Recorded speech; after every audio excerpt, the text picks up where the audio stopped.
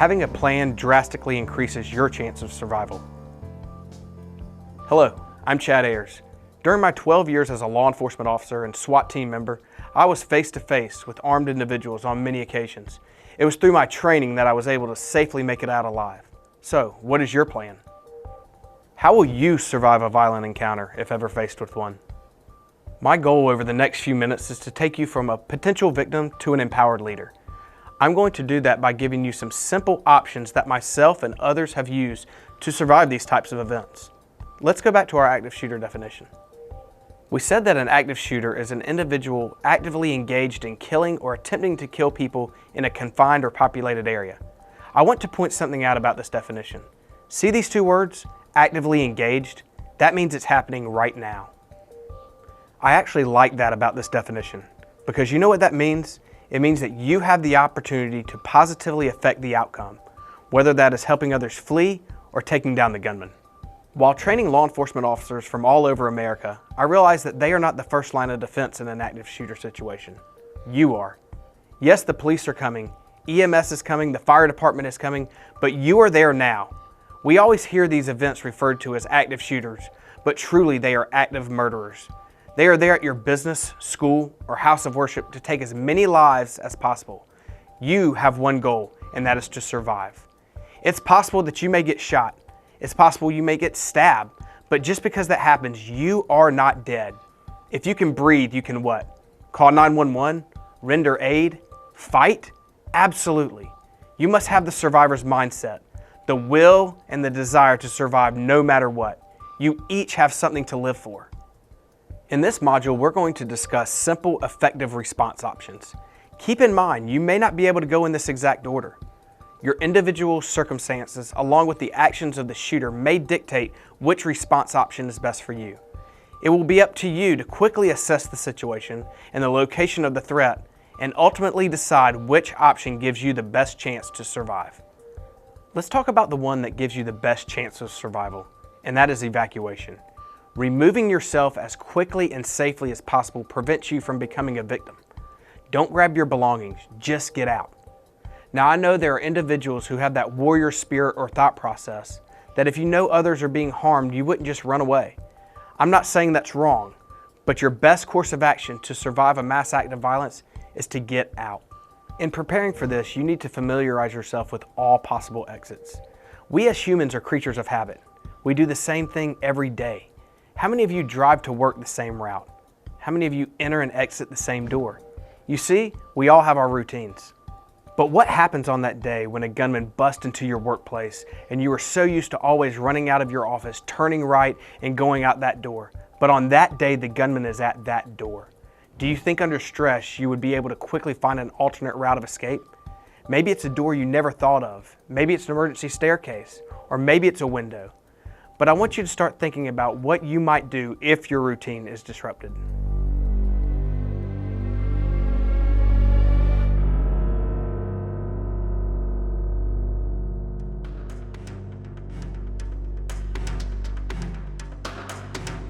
What other options do you have besides the front door?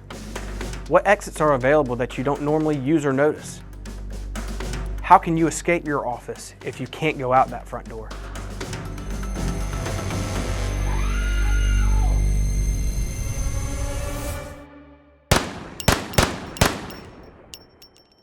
It's time to start thinking about how you'll survive if an event like this happens where you are. Make sure you have an object in your office area that can be utilized to break out your window. Keeping in mind that many exterior office windows have a protective film over them and are double pane, which makes breaking them out very difficult. Using your desk chair or computer monitor to break out a window likely won't work. So if your company policy allows it, have a small sledgehammer under your desk or another type of hard object you could use to break out the window. Also pay attention to your possible exits when you're in a large venue or a large crowd. Everyone will be trying to exit out the same doors. How else could you get out? Now let's take a moment and talk about once you get out. Many facilities have a rally point for events like fire evacuations or industrial spills. These locations are used for employee reunification. Now, reunification is important after an active shooter event, but fleeing the location is most important. Immediately responding to a rally point during an active shooter event is not a safe option. If the gunman is still mobile, this is just another large target for him. If you're able to escape the building, just run. Okay, so what if you can't get out? You barricade. The first thing you should do is the most obvious, but often the most forgotten. Lock the door. Unless the attacker is going after the person behind that door, they'll move on to a door that's easier to get in. And if they're determined to get in that locked door, every second they spend trying to get in is another second they're not killing someone. After you've locked the door, or if you don't have a lock, the next thing you should do is pile heavy furniture in front of that door. That's to keep the shooter out. I'm talking desks, chairs, bookcases, whatever you have. Move it in front of the door, but spend as little time in front of that door as possible, because that door is not going to stop a bullet. So right now, think about these questions. So what do you have in your office that you can use to barricade the door? How can you preset your room so that you can easily barricade the door if needed? Do you have items that you would be able to easily move? Do you have items that you would be able to move by yourself? These two have done an awesome job barricading their workspace. But what else should they be doing while they're trying to keep the intruder out?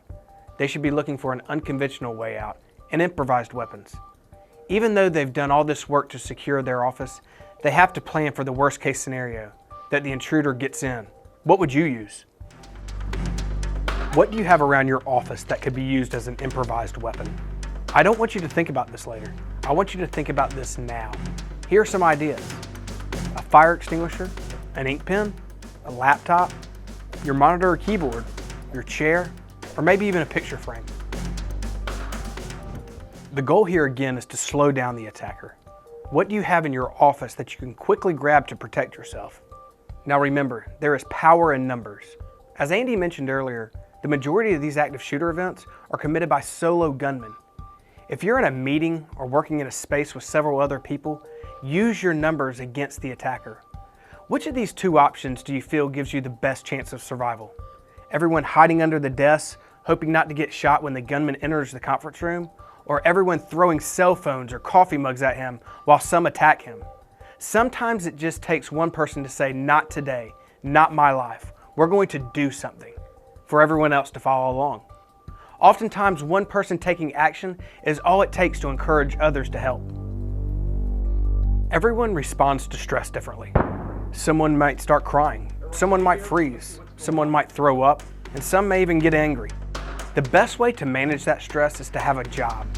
It takes just one person to take control, assign jobs, and get everyone involved in making a positive impact.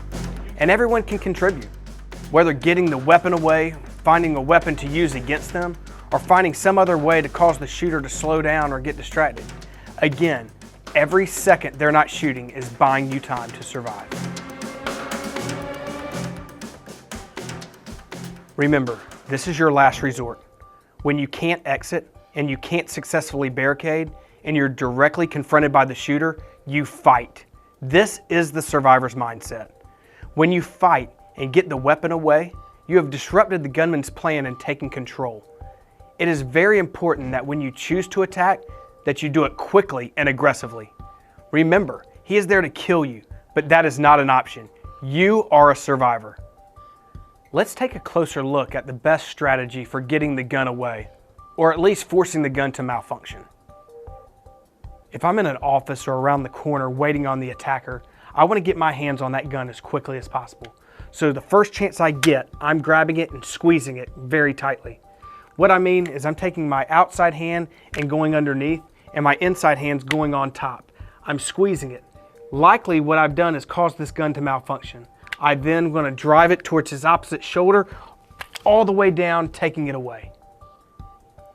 We just saw how to take a pistol away. Now you might be asking yourself, what if he has a rifle or a shotgun? Nothing changes. Again, that outside hand's coming underneath, that inside hand's going on top, and I'm driving it as hard as I can this way, and I'll finally take it away. But you might find yourself in a situation where you can't remember exactly which grip. That's okay. I can just grab it and wrestle here. Or even if I drove it straight up. If I do either of these, what's he not doing? That's right, he is not accurately shooting anyone. Is it possible that you'll get shot while trying to take the gun away? Yes, it is possible. But what's the alternative? What happens if you do nothing? Okay, what do you do now that you have the gun? What's your plan then? Think about this. What happens when law enforcement arrives and you're holding the gun in your hands? It's something to think about. I'm not going to tell you exactly what to do with that gun. You have lots of options, but you want to avoid any confusion about who the shooter is when law enforcement shows up.